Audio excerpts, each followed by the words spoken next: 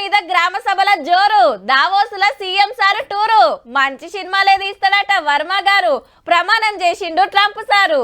వీటికి మొదలు హెడ్లైన్ చూడాలి మీరు. 4 పథకాల మీద గ్రామ సభలు, లొల్లి పెట్టిండ్రు పేర్లు రానోళ్ళు.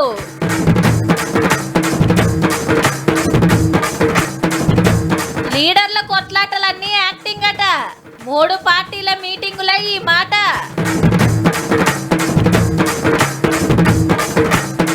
సిరిసిల్ల నేతన్నలకే చీరల ఆర్డర్, 8 నెలలు పనుంటదట బరాబర్.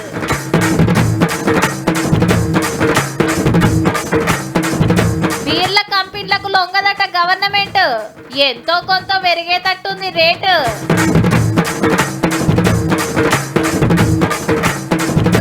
మంచి సినిమాలే తీస్తాడట వర్మ, ఇక పోయినట్టే పట్టిన కర్మ. హావు మల్లక్క, నీ పేరు వచ్చిందా? ఇల్లు ఇల్లు అంటుంటివి. వచ్చింది బిడ్డ. ఇక ఖాళీ జాగలో ఇంత ఇల్లు కట్టుకుంటా, ఆనాకాలం వస్తే మొత్తం మురిసిపాడైతుంది. నీ అవ్వ మా పెండ్లాయే మా ఓడు బడికి పోవట్టే, గిప్పుడు వచ్చిందుల్లా నాకు రేషన్ కారెట్టు గిన్నేన్లా. నీ గిదేంద్రో నాకు అద్దెకరమే ఉండే భూమి ఉందని ఇందిరమ్మ ఆత్మీయ భరోసా ఇయ్యరట. రైతు భరోసా 3000 పడతాయాయే, ఏం లేకుంటే మంచిగా 6000 వస్తుండే. పోషాలు నేను బాయకాడికి పోతున్నా, జర ఆఫీసర్లు రాగానే ఓ ఫోన్ కొట్టు, జర జప్పున వస్తూనే ఉంటా అని. అలా షానూర్లల్లా గివ్వే మాటలు. ఎందుకంటే 4 పథకాల అమలుకు అసలు పని చాలా అయ్యింది. ఊరూరా గ్రామ సభలు పెట్టి యువలకు ఏ పథకం వచ్చిందో పేర్లు చదువుతున్నారు ఆఫీసర్లు. ఎకరానికి 6000 ఇచ్చే రైతు భరోసా, రైతు కూలీలకు 6000, కొత్త రేషన్ కార్డులు, ఇందిరమ్మ ఇళ్ల కోసం ఇల్లు తిరిగి సర్వేలు చేసిండ్రు కదా. అగో దాన్ని బట్టి లిస్టు ఫైనల్ చేసి ఊరోళ్ళ ముంగట పెడతారు. ఇల్లు శాంక్షన్ అయిన ఇంటింటికి తిరిగి అధికారులు కూడా ప్రతి ఒక్కటి మాకు న్యాయం చేశారు.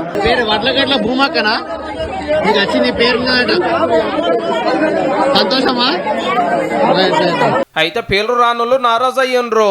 ఆఫీసర్లను గట్టిగానే అడిగిర్రు మాకెందుకు ఇయ్యరా అని. ఇవ్వలేం రంది పడకుండ్రి, పేర్లు రానోళ్ళు మళ్ళా దరఖాస్తు పెడితే ఎంక్వైరీ చేసి శాంక్షన్ చేస్తామని మాట ఇచ్చిర్రు సర్కార్ తరపున. మంత్రులుగినే ఇదే మాట అన్నారు. అర్హత ఉండి ఈ రేషన్ లబ్ధి పొందాల్సిన చివరి వ్యక్తి వరకు కూడా కొత్త రేషన్ కార్డులు ఇవ్వడం, పాత కార్డులలో అదనపు ఫ్యామిలీ మెంబర్స్ యాడ్ చేయడం, ఈ ప్రక్రియ కొనసాగుతుంది.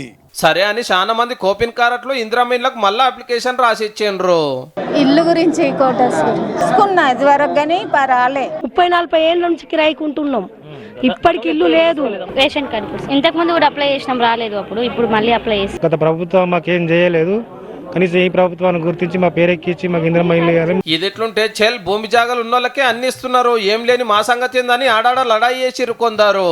ఇందిరమ్మ ఆత్మీయ భరోసా పథకం లాగా ఇలా పేర్లు లేవట మరి. మా బతుకు ఏంది, మేము ఎట్లా ఒక్కొక్కరికి 5 ఎకరాలు వీళ్ళకి రాలేదు.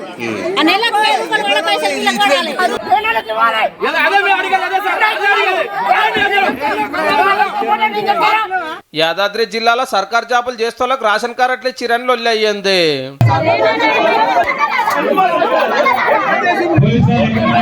పంటలు వండే భూములకే పెట్టుబడి సాయము, పడావు భూములకు ఏకన్నా రాదని కలెక్టర్ క్లియర్ గా చెప్తున్నారు.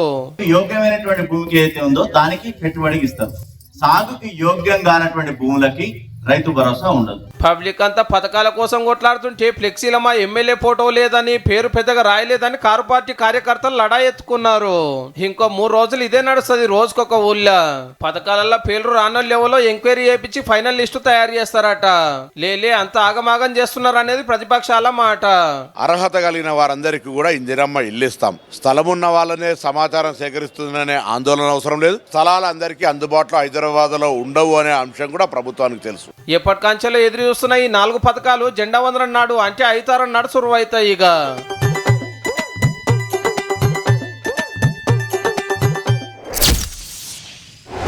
దావోస్ అంటే స్విట్జర్లాండ్ దేశంలో చిన్న సిటీ. జనాభా తిప్పి తిప్పి కొడితే 12,000 లోపట్నే. కానీ దునియా అంతటికెళ్ళి తోపు బిజినెస్ మ్యాన్లు, కంపెనీల ఓనర్లు, బాసులంతా మీటింగ్ పెట్టేది ఆన్నే. వాళ్ళతోటి మాట్లాడి కంపెనీలు తెచ్చుకుంటానికి అన్ని దేశాలకెళ్ళి లీడర్లు పోతుంటారు.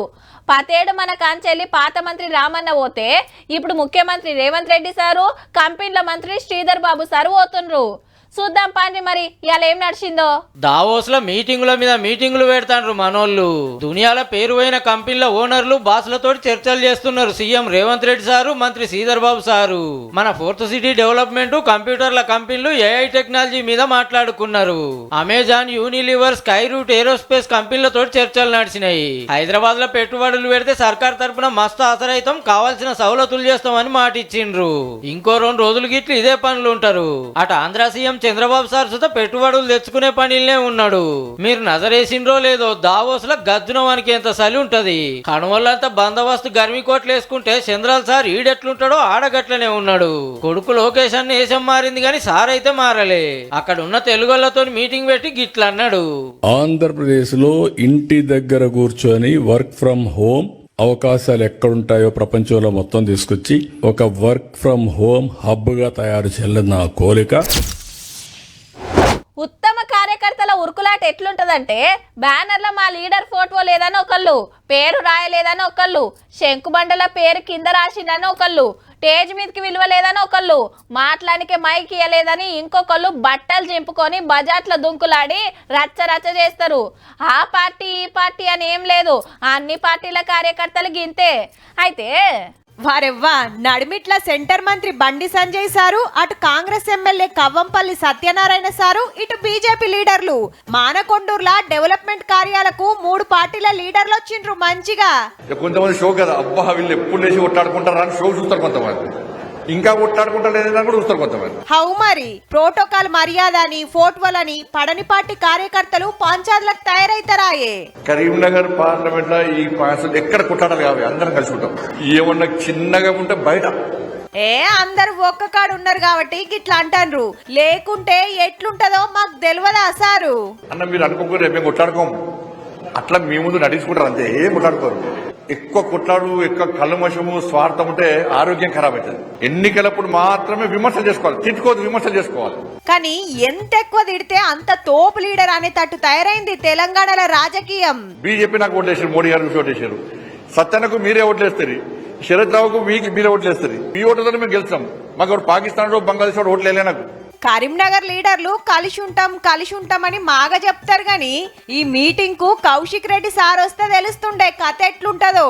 మొన్న చూడలే ఏరే పార్టీ ఎమ్మెల్యే మీదికి పుస్తిలకి ఎట్లా ఉరికిండో.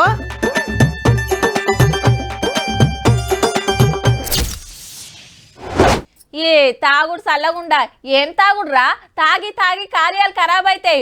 ఉన్న కాడికి భూమి జాగలు బేరం పెడతావు చూడు అని ఇంటోళ్ళు నపరోది ఖర్చుకుంటుంటే సరే అని 4 వద్దులు బంద్ చేస్తే బంద్ చేయొచ్చు. మళ్ళా ఎవడో ఒకడు విలువంగానే ఊరుకుతూనే ఉంటారు. అలవాటు కొన్న పానమాయే ఊకుంటారు. ఒకసారి సుతా గిట్లనేనబ్బా, ఇక నేను మారుతా అని ఎన్నో మాటలన్నాడు. అదే తొవ్వదొక్కుతాడు 4 వద్దులైతే. ఇప్పుడు అట్లా కాదు చూసుకోండి అని ఇంకింత గట్టిగా చెప్తున్నాడబ్బా. ఇక తెలుగు సినిమా కంపెనీకి ఖతర్నాక్ డైరెక్టర్ వచ్చిండు. తీస్తే హిట్, కొడితే ఆస్కారు. పాన్ ఇండియా కాదు దునియాని దున్నేసే దమ్మున్నోడు, రికార్డులు మర్రేసే మునగాడు. ఏహే ఆపున్రి, ఓడ్కా వర్మని చూపించుకుంటా గీగప్పాలేందని గమ్మత్తుగా చూడకుండ్రి. రాయి చెట్టు కింద బుద్ధునికి జ్ఞానోదయం అయినట్టు సత్య సినిమా చూసినాక జీవిత సత్యం తెలుసుకున్నాడు ఆర్జీవి. 27 ఏళ్ల కిందట వర్మ డైరెక్షన్ లో వచ్చిన ఈ సినిమా ఊపుడొప్తే హిందీ సినిమా కంపెనీని షేక్ చేసింది. గా యాక్టర్లంతా మళ్ళా కలుసుకొని అదే సినిమాని చూస్తుంటే ఇంత గొప్పది నేను తీసినా అని దుఃఖం ఆగలేదట సారుకు. నా అంత తోప్ డైరెక్టర్ లేడనే మత్తు తలకాయ కొట్టి తాగబోతున్నాయి గలీ సినిమాలు తీసిన, నా పైత్యం అంతా పబ్లిక్ లకి ఇడ్చిన.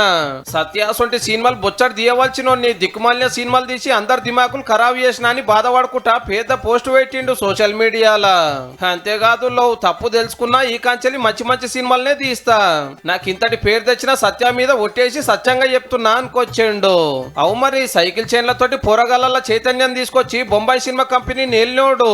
సత్య తర్వాత దయ్యాలు, భూతాలు, ఐస్ క్రీంలు, తొడలు, తుపాకులు అనుకుంటా అడ్డమైన అద్భుతమైన కళాఖండాలతోటి వివాదాల వీరుడు అయ్యండు.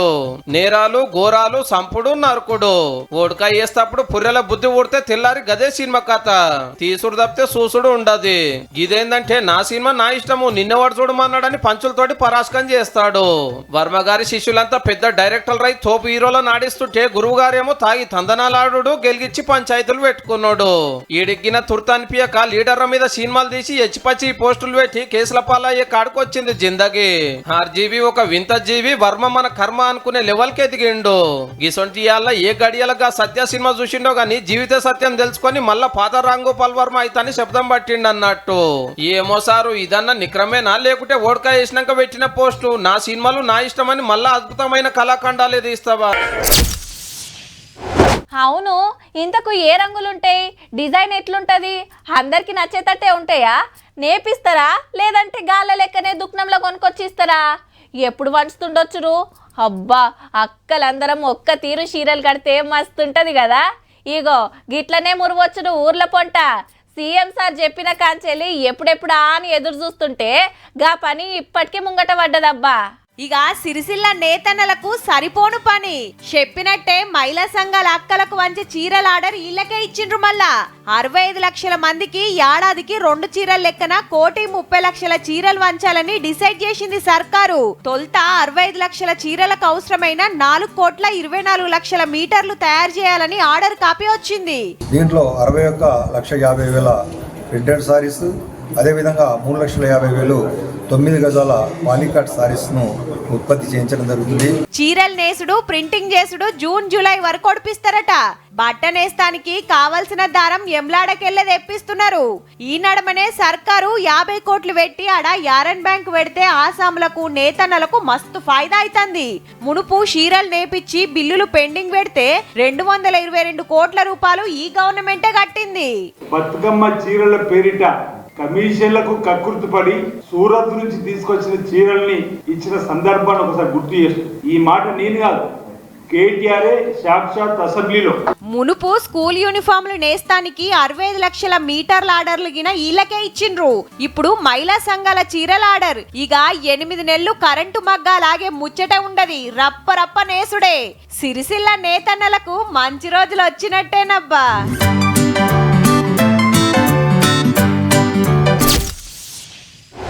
ఇంట్లోకి టీవీ కావాలంటే పలానా కంపెనీది అయితే మంచిగా ఉంటుందని ఆలోచన చేస్తారు.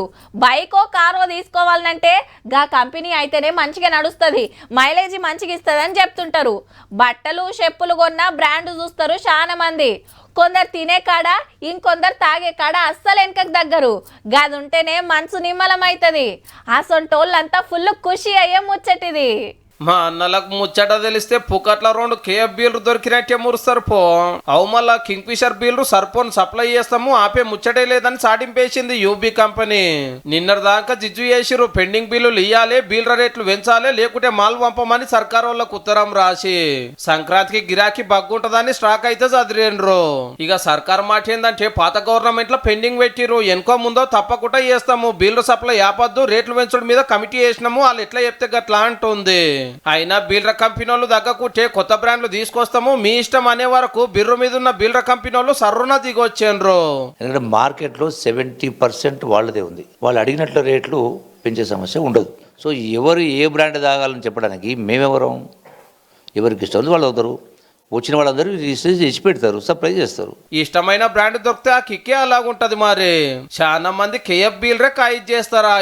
మా ఏరియాలకి ఈ బ్రాండ్ దొరకలేదని కలెక్టర్ ఆఫీస్ లో కంప్లైంట్ చేస్తున్నారంటే చూడండిగా. మళ్ళా చలికాలంలో కూడా బీల్ర పోతనే ఎక్కువ ఉంది కితక్కు. ఇంకో నెల అయితే ఎండాకాలము బాడీ కూలింగ్ కోసం చల్లటి బీల్రే నమ్ముకుంటారు మనోళ్ళు. ఉద్దరబెట్టని ఉత్తమ కస్టమర్ కష్టంగాని వద్దని బీల్ర సప్లైకి బిరేక్ పడకుండా చూసిర్రు అన్నట్టు. ఎట్లయినా ఎంతో కొంత రేట్లు గిన పెంచే కోపు కోరుతుంది. ఎంత పెరుగుతేంది, చల్లటి సరుకు దొరికిందే లెక్క, మనసుకు తుడితే అయ్యిందే లెక్క.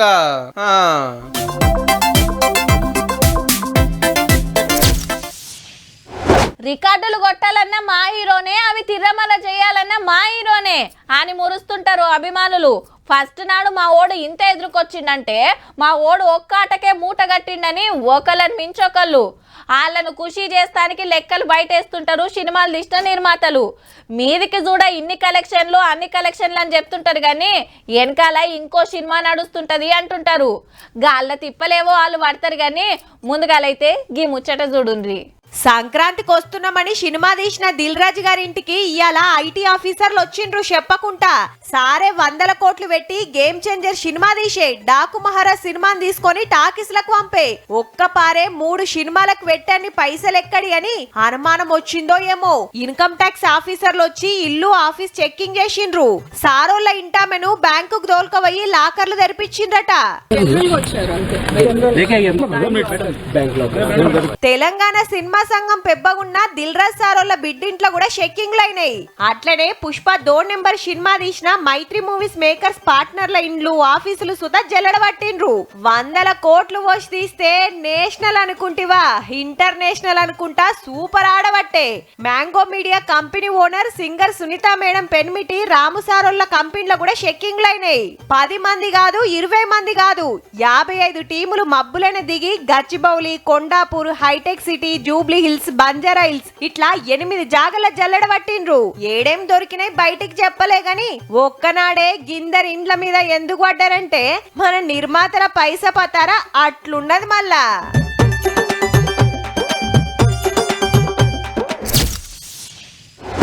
ఎవరన్నా ఫోన్ చూస్తుండగా ఏదైనా ముచ్చట అయిపోయినామనుకోండి అన్నట్టే తలకాయ ఊపుతారు.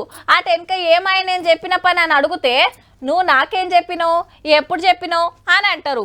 గంతగానం ఫోన్లో మునిగిపోయి ఉంటారు. ఇక ఈ నడుమ రీల్స్ చూసుడు పెట్టిండ్రు అంతా. తెల్లందాకా పొద్దుందాకా ఇట్లా చేత్తో మీది కంట అంటే వీడియోలు వస్తూనే ఉంటాయి. ఏళ్ళు నొప్పి పెట్టి నిద్ర వచ్చి పండుకోవాలి తప్ప వీడియోలు మాత్రం అయిపోవు. ఇంకా కొందరు ఆటలకు ఎగబడతారు. బుడ్డోళ్ళు పడ్సోళ్ళు వాళ్ళు వీళ్ళని ఏం లేదు, అందరిది అదే కథ. ఇక ముచ్చటేందంటే ఇటు ఆఫీసర్లు అటు పోలీసులు వీడియోలు తీస్తున్నది కెమెరామెన్లు, స్టేజ్ మీద పెద్ద ఆఫీసర్లు. ఎవ్వల పనిలా అల్లుంటే గీ సారు పనిలా సారున్నాడు. ఇంతకు ఫోన్లో ఏం కమాయి చేస్తుండో.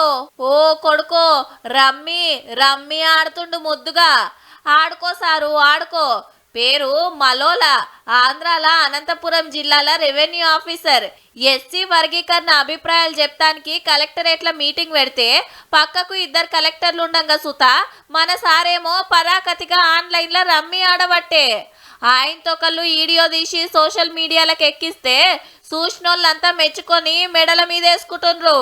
కాదా మరి ఎస్సీ వర్గీకరణ కమిషన్ ముంగట మాలమాదిగలు తలో మాట చెప్తుంటే లొల్లులు కాకుండా పోలీసులు బందోబస్తులుంటే కలెక్టర్లంతా గా పనులుంటే మలోలా గారికి ఇంతకంటే మంచి జాగా దొరకనట్టుంది. ఫోన్లో రమ్మి ఆడుకుంటా టైం పాస్ చేయబట్టే. ఆఖరికి కలెక్టర్ సార్కు తెలిసి నోటీసులు పంపిండు ఇప్పుడే టైం దొరికినాదని. ఇక ఏం యాక్షన్ తీసుకుంటారో గానీ ఉత్తమ ఆఫీసర్ అని ఈ జెండా వందనం నాడు సర్టిఫికెట్ ఇచ్చి సన్మానం చేయాల్సిందే పో.